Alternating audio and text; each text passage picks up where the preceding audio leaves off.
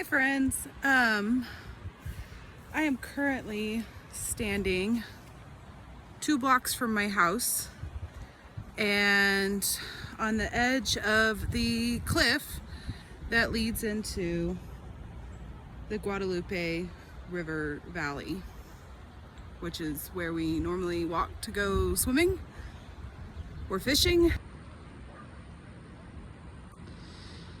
This is the tributary off the river. The Guadalupe River is actually on the other side of those trees behind me. This is floodplain. It's not unusual to see water here, but it is it's very rarely this high. Right down here is campgrounds where we have a lot of RV slips. Over here is tent camping, typically. Lots of trails. They are paved trails, concrete sidewalk paved trails, and I'm actually not seeing any of the sidewalks. So that leads me to believe that the force of the water pulled all of that up. This cliff right here saved my neighborhood. The water got about a foot below the top of this cliff. That would put it over 30 feet high. Unfortunately, the people that were camping down here, not everybody made it out on time. This came very fast, very fast. We knew it was raining. We knew there was a chance of some flooding. We never imagined it would be anything like this. Nobody expected that, and especially expected that to happen so fast. We are in Ingram, Texas, which, for people who are not familiar with this area, the Kerr County is about an hour northwest of San Antonio. And West Kerr County consists of the little bitty town of Hunt that you've probably heard about a lot in the news. Then head a little bit more east, then you have Ingram, and then a little bit more east, and then you have the city of Kerrville, which is the county seat here. And the Guadalupe River runs through all of it. The town of Hunt is home to about 3 churches, a kindergarten through 8th grade school, a post office, a general store, and lots of summer camps.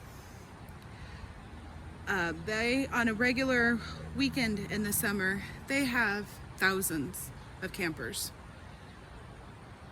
This last weekend, there were, I think, 3 or 4 camps in session, and a few that were not. So thankfully they were not at their usual summertime capacity. Where Hunt is located is very remote. The cell service out there is garbage. I'll just say that. I never get cell service out there. I will say that my National Weather Service warnings here in Ingram started at 1:14 a.m. on July 4th. And I'm assuming the same happened for the people that were out in Hunt. I don't know what their signal was like, though. I don't know if they got them. I haven't heard enough to say.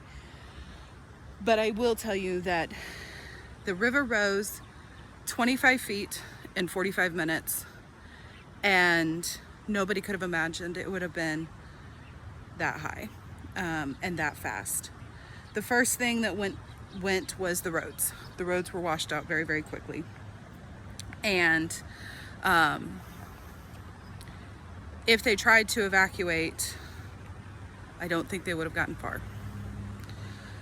The stories about the girls at Camp Mystic that didn't make it is so tragic and so devastating. The director of Camp Mystic died while trying to rescue 5 girls, and he did rescue those girls. But he himself did not make it. But I want it to be noted that they had over 700 campers out there. They were able to evacuate almost everyone.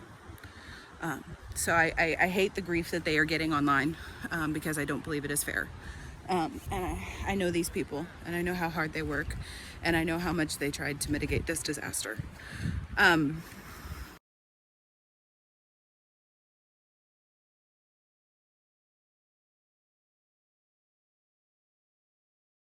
Where I am located in Ingram is right next to the Blue Oak RV Park, where there are people that live there full time, and the HTR Hill Country Campground, which is for vacationers.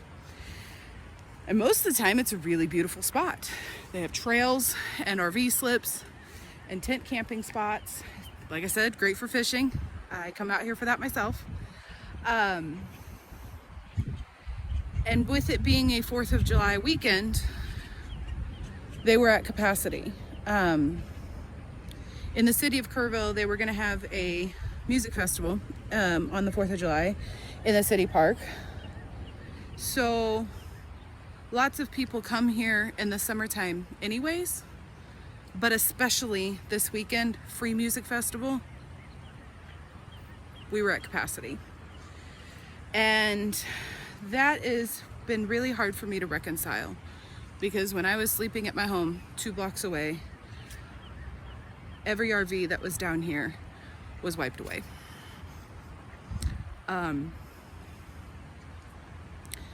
It has been 36 hours and rescue teams are still working around the clock.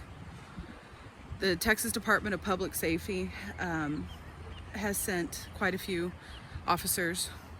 They've sent 9 helicopters, I believe. 9. The state game wardens have sent out many officers with boats. Every state agency that can help is here, and I'm really grateful to the state for everything that they are doing, because they have mobilized quickly and they're being very effective. But these people are really doing their best, and I'm honestly, the main reason I'm making this video is because I really want to counter all the grief that I'm reading online. There's a lot of people far away that have no idea what they're talking about.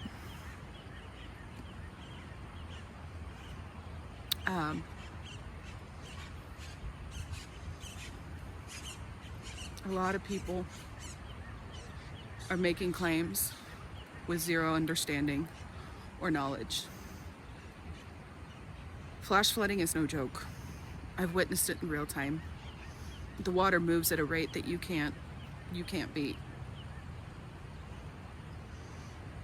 And while the death toll is so tragic, and the stories that I've heard of people trying to get to safety and not making it, breaks my heart.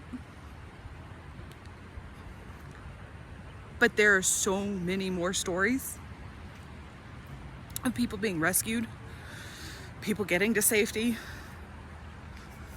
people that live 2 blocks from the river, and nothing happened. So, take with that what you will, but please pray. If you are a praying person, please pray for everyone that is still missing, and for everyone that's out there working right now to find them. They're coming across some very traumatic things yesterday and today, and will continue.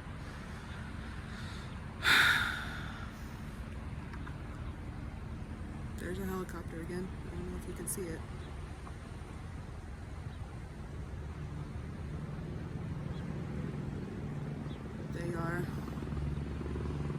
They are not stopping.